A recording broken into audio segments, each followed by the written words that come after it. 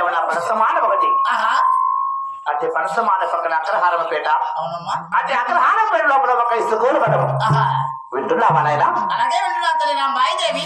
అతి ఇసుకూల మఠం లోపల వేద బ్రాహ్మణుడు ఒక కుమారాజు సింగరాజా. అవునమ్మా. అతి వేద బ్రాహ్మణుడు కుమారుడైనా బాలుడు వెంకోటి రావు. అవునమ్మా. అతి వెంకోటి రావు 5 ఏళ్ల చిన్న బాలుడికంతా బుద్ధి నేర్పుతాడు కొడుక. అవునమ్మా. 7 ఏళ్ల చిన్న బాలుడికంతా విద్య నేర్పుతాడు.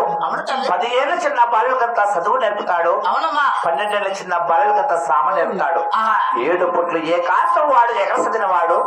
10 పుట్ల పంచాంగము వాడు పారసదిన వాడు. విద్యుల బుద్ధులు చదువులు సకల శాస్త్రాలు చక్కగా నేర్పుతానైనా నువ్వు అక్కడికి పోయి విద్యుల బుద్ధులు